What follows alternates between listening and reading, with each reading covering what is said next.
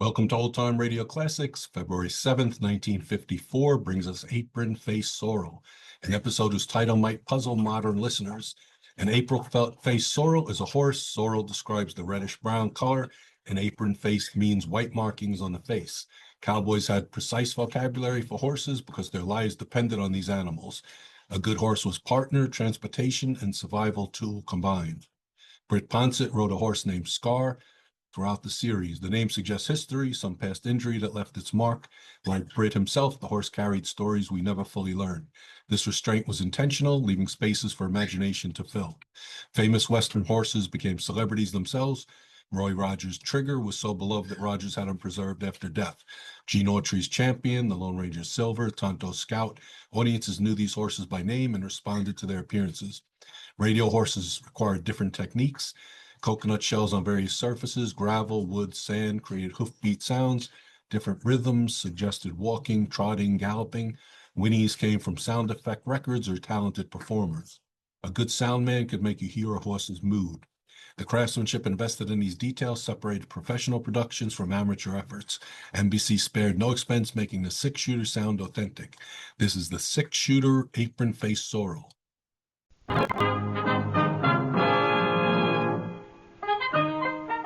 In a moment, you'll hear James Stewart as the six-shooter, just one of the many fine programs brought to you Sundays on NBC. Later this evening, listen to the NBC Star Playhouse with one of your favorite stars. Here, Meet the Press, America's #1 news-making program. And be sure to keep tuned for the dramatic story of communism in America on Last Man Out. It's a wonderful lineup of great programs, all of them heard only on NBC. James Stewart as the six-shooter.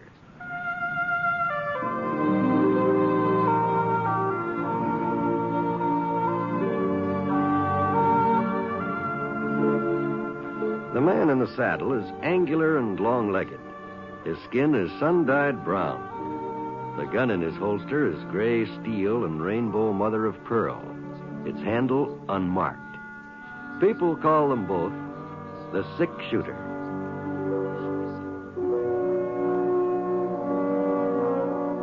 The NBC Radio Network presents James Stewart as the six-shooter, a transcribed series of radio dramas based on the life of Britt Ponset, the Texas plainsman who wandered through the Western Territories, leaving behind a trail of still remembered legends.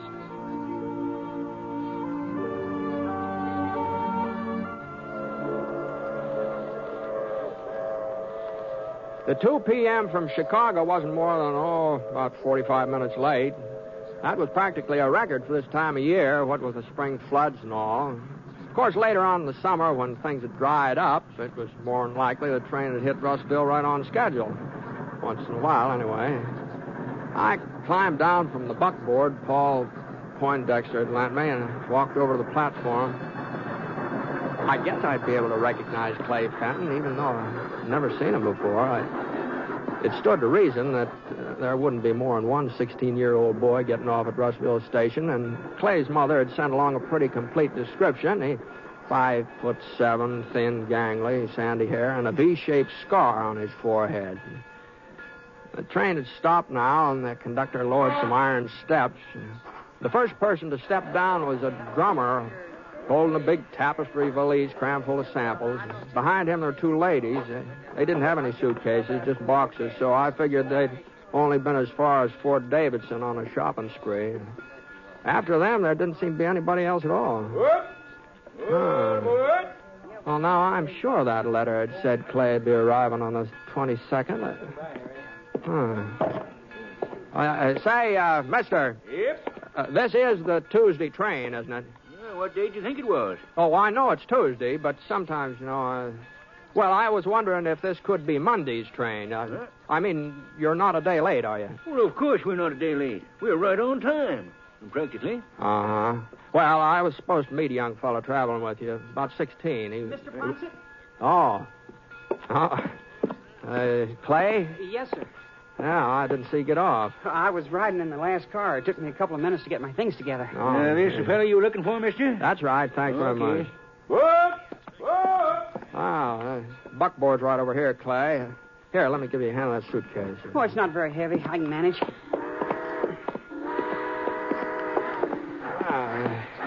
Have a good trip. Yes, sir, just fine. All right. Well, here, put your bag right behind the seat here. Okay. You want to drive? Huh? Well, you can handle a buckboard, can't you? Sure. Yeah, well, Annie's real gentle. No sense being scared of her. I'm not scared, Mr. Ponset. All right. I'm not scared of anything. All right, Clay. It's just that I don't know the way to the ranch, so maybe you'd better... Yeah. I didn't think of that. Well, come on, hop aboard. There. All right, you all settled? Yes, sir. All right, Annie, come on. Let's go. Come on, Annie. Come on.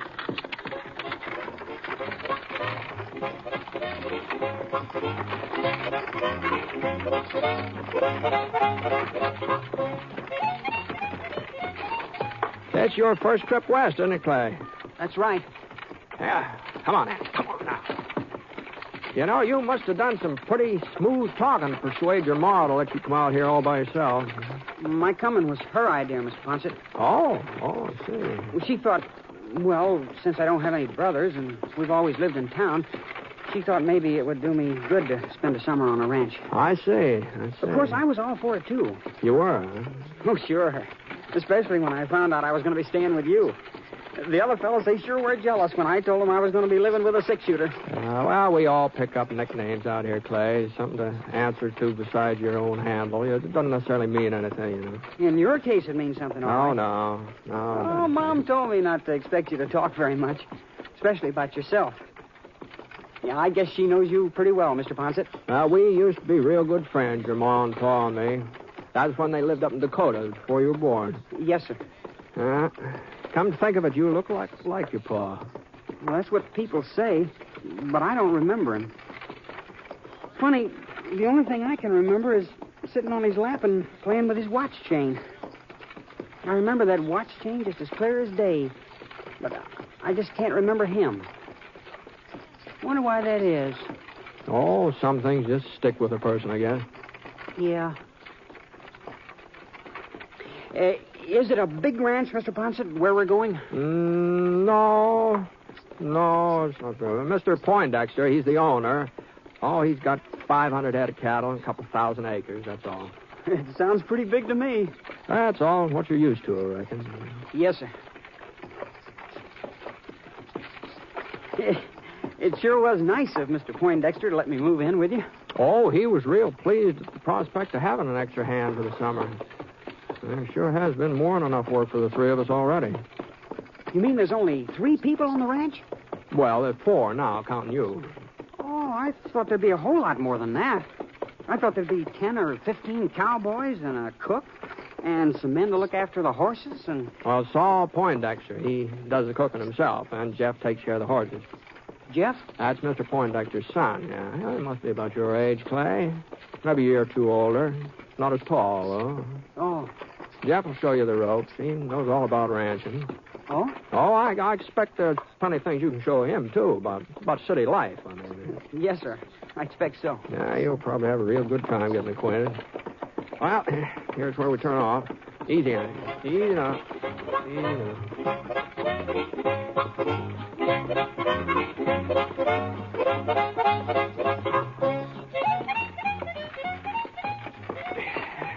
Oh, girl.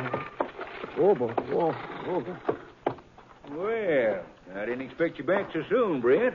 Yeah. Train was earlier than usual. Clay, that's Mr. Poindexter here. How do you do, sir? Pleased to meet you, son. Well, come on. Jump down here so that I can get a look at you. Yes, sir. Let's see here now. Well, not much meat on your bones, but we'll soon take care of that. That's the bunkhouse over there, Clay. You can start getting settled while I unhitch Annie here. All right, Mr. Ponset. No. Hold on a minute, Britt. What? Well, there's no reason why Clay can't unhitch the buckboard. This is as good a time as any for him to start learning his chores. Oh, whatever you say, Saul. Think you can manage, Clay? I guess so. Jeff will give you a hand. Jeff! Jeff! Where in thunder are you? In the barn, Pa. Well, get out here. I'm fixing that trailer you busted yesterday. I don't care what you're doing. I say get out here. You think I'm hollering just to exercise my lungs? Okay, keep your shirt on. Fine way for a son to talk to his father. Just see that you don't follow his example, Clay. No, sir, I won't. Yeah, well, what's all the ruckus about? Oh, hi, Britt. Yeah? Yeah, it's Clay Fenton, Jeff. Oh, howdy. Hello. I want you to help Clay unhitch the buckboard. In those duds? I've got some other clothes in my suitcase. Like mine? Well, not exactly. Feels like we'll have to take Clay into town and fix him up with some Levi's and boots. Yeah, maybe we better. Well, if you don't mind getting them fancy pants all messed up. Yeah, I don't mind. Come on in. Easy. Clay, I'll put your suitcase in the bunkhouse. Thanks, Mr. Ponset. Yeah. Seems like kind of the quiet type, Britt. Well, this is all pretty new to him, so... Yeah, well, he'll get used to it. Jeff will see to that. Yeah, guess he will. Well, I better start fixing supper. I thought maybe we'd have Johnny cake tonight. How's that sound to you? Sounds fine. Sounds fine, Saul.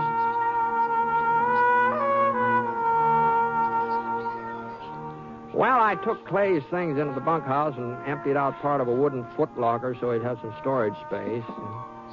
Saul and Jeff lived up in the main house.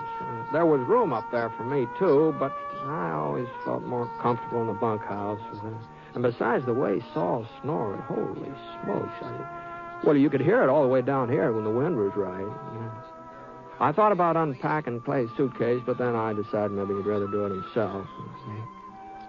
Now, Saul was right. Clay sure was a quiet type.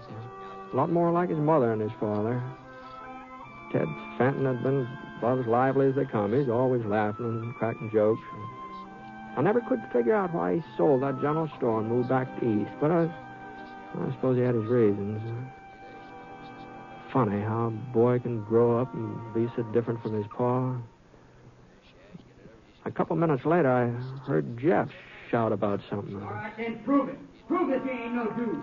All right, I will. Now, you're scared around. Well, I couldn't quite make out what Clay called back, but I sure could tell they weren't exactly hitting it off.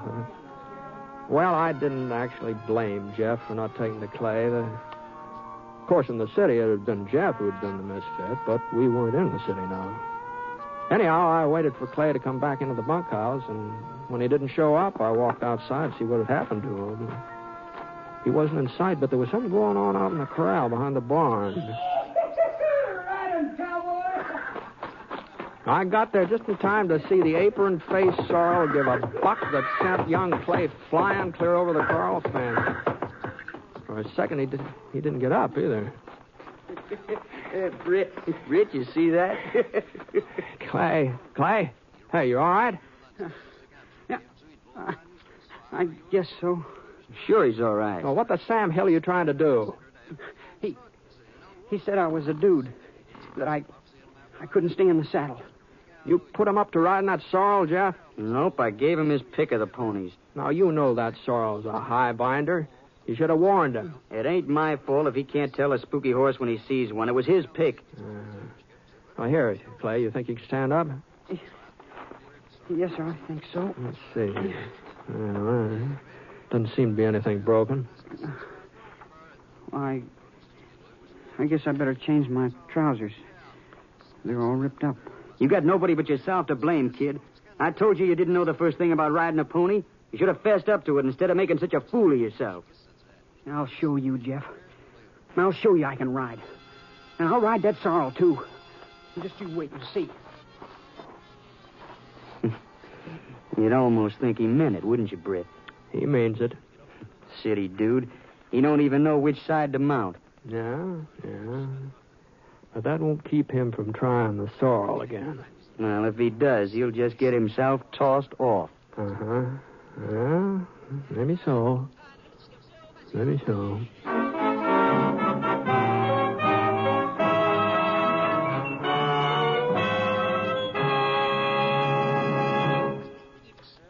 We'll return to James Stewart as the six-shooter in just a moment. Until recent years, misconceptions prompted a lot of people to feel that a diagnosis of heart disease was a death sentence. But today, thanks to medical science and the educational work of your Heart Association, we are learning that most people with heart disease can work and lead happy lives. This Valentine's Day is Heart Sunday. Remember to give to your local Heart Association because when you help your heart fund, you help your heart.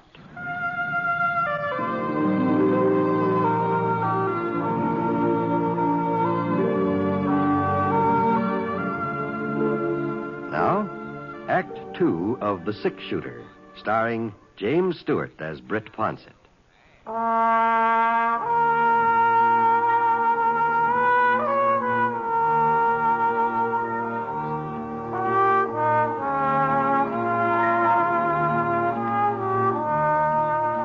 Well, Clay changed his clothes, and we all had supper.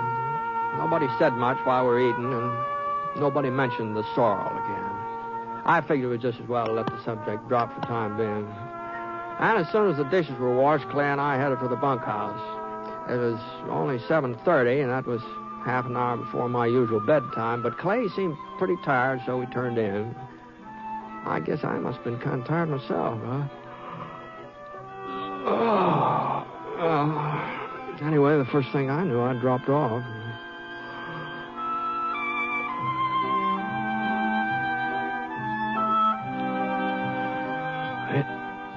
It was getting on toward dawn when one of the horses down the corral was sure upset about something. I turned over and I saw that Clay's bunk was empty. Clothes were gone, too. For a second, I wondered if he'd run off. Maybe he tried to go home. Then I heard him coming into the bunkhouse.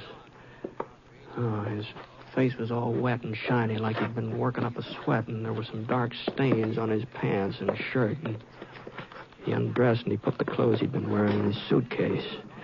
Then he crawled under the blanket on his cot and he pretended to go back to sleep. He hadn't noticed that I was awake, and I didn't see any reason for starting a conversation at 4 o'clock in the morning, so...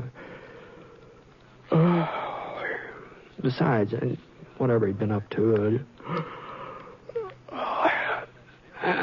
probably wasn't any of my business anyway.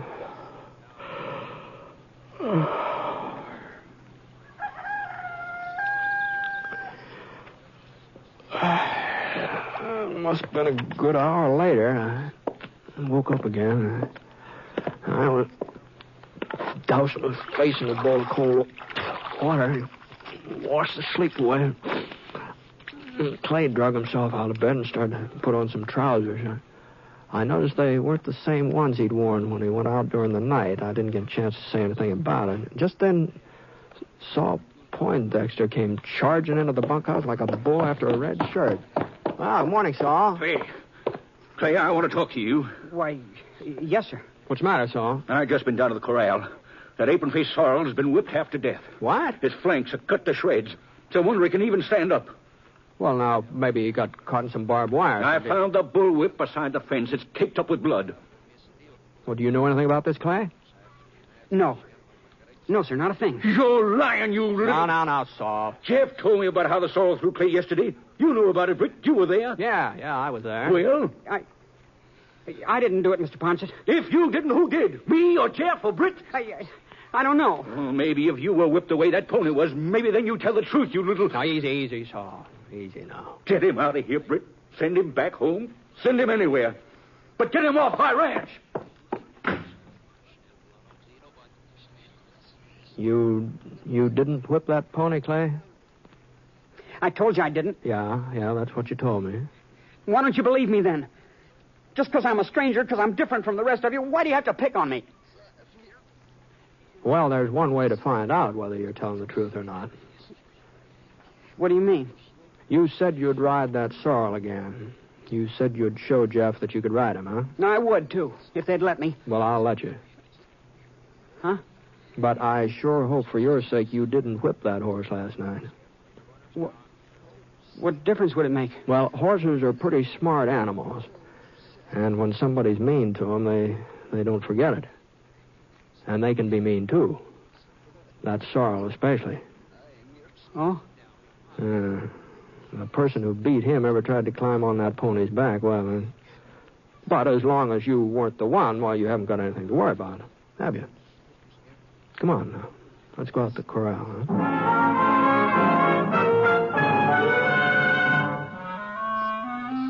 I told Jeff to saddle up the sorrel and bring him into the yard, and Clay stood beside me, his eyes pushed wide open, staring at that stable door. He didn't move a muscle until Jeff led the pony toward us. I could see the cuts on the animal's flanks, and he walked with a sore, unsteady gait. And about 6 feet away, he stopped and flared his nostrils, and a little shiver jarred Clay's body. Then the sorrel let out a snort and reared. Clay caught his breath, and the pony sprang forward, almost tearing the reins out of Jeff's hands. No! Clay darted out of the way as fast as his legs could carry him. He ducked under the fence and kept running. Well, you satisfied, Britt? You believe he done it? Well, I was pretty certain of it all along, so... Well, then why'd we have to go through all this rigmarole? At least he won't have any reason to go on lying from now on. That's something. I sure wish I could figure out what got into him last night. He's mean. That's what got into him. Mean, clean through. Well, kids aren't usually mean to animals, so... Your friend Clay Fenton is. Take another look at my pony there, if there's any doubt in your mind.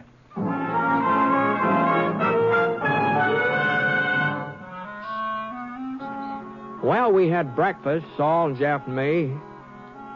Then we did the morning chores. I hoped that Clay would come back of his own accord and face up to what he'd done, but by 10 o'clock, it looked like somebody'd have to go after him, so I saddled up Scar and started off. It wasn't very hard to follow Clay's tracks across the prairie, and about 30 minutes later, I caught up with him. He'd stopped to rest in the shade of a chalk boulder, and he'd been too tired to stay awake. Whoa, Scar. Whoa. Whoa, boy. Easy.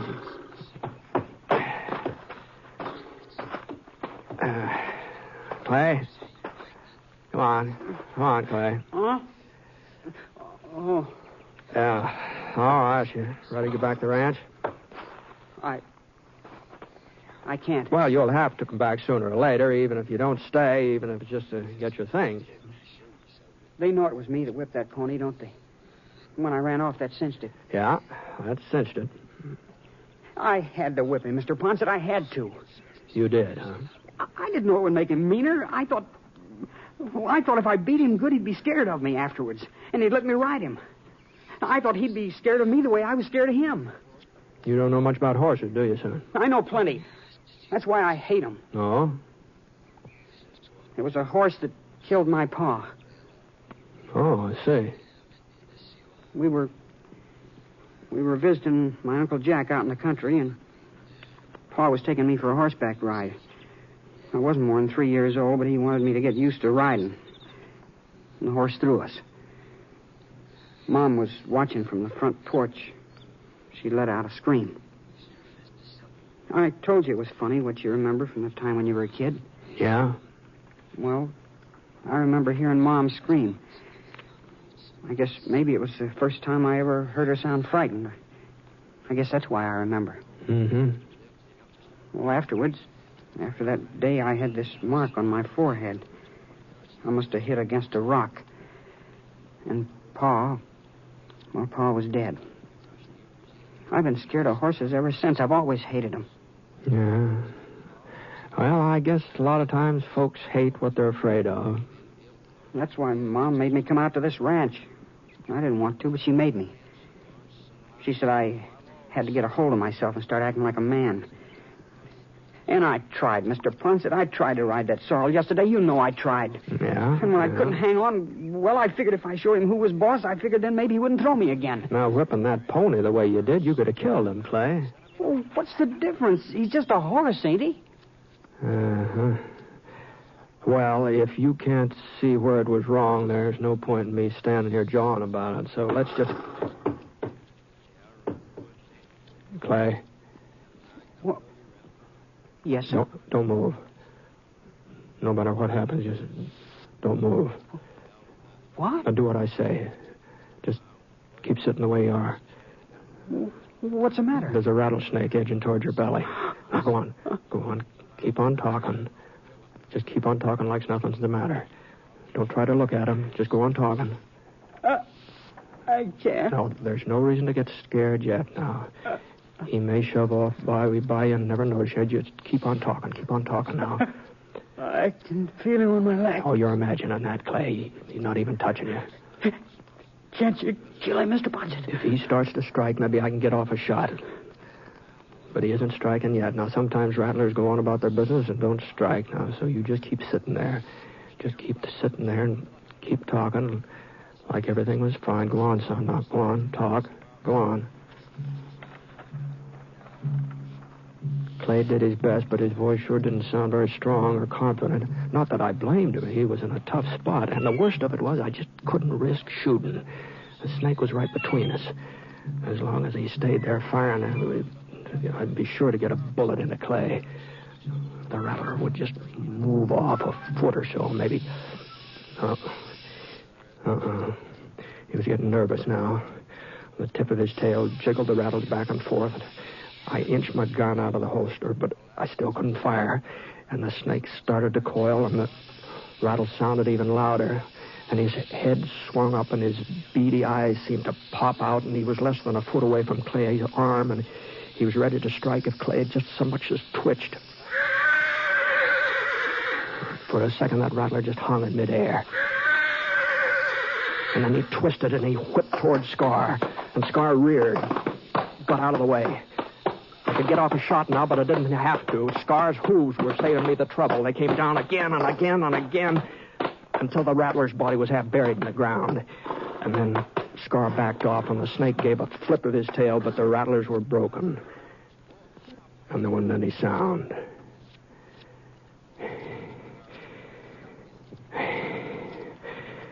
All right, Clay. Let's go. Mr. Ponset? Yeah? Why'd he do it? What? Your horse. Why'd he save my life? I guess he just doesn't like rattlesnakes, that's all. The snake wasn't bothering him. He was out of the way. What's his name, Mr. Ponset? Scar. Scar? That's right. That's funny. I guess if I was a horse, that'd be my name. Well, I'd like to ask you a favor, Mr. Ponset. Go ahead. Do you think that sometime, if I stay on here this summer, sometime could I ride him? Well, if we're going to get back in time for dinner, we're going to both have to ride him right now. Here, come on, I'll heist you up. Come on, here.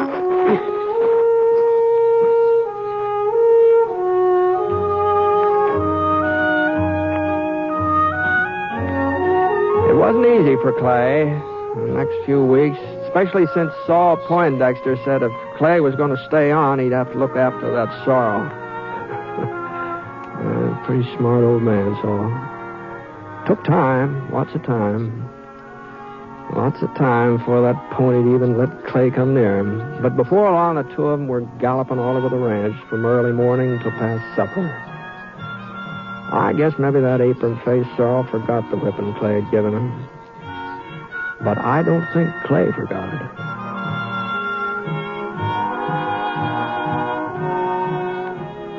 The Six Shooter is a transcribed NBC Radio Network production in association with Review Productions. It is based on a character created by Frank Burt and is written by him. Mr. Stewart may soon be seen in the Universal International picture The Glenn Miller Story. Others in the cast were Bill Johnstone, Burt Holland, and Sam Edwards, who played the part of Clay Fenton. Special music for this program was by Basil Adlam, and the entire production is under the direction of Jack Johnstone. All characters and incidents were fictitious, and any resemblance to actual characters or incidents is purely coincidental. By the way, you'll be interested in knowing that the Six Shooter has been chosen for broadcast to our men overseas through the facilities of the Armed Forces Radio Services. This is John Wall speaking. Tonight, enjoy Sunday at Home with Jan Murray on the NBC Radio Network.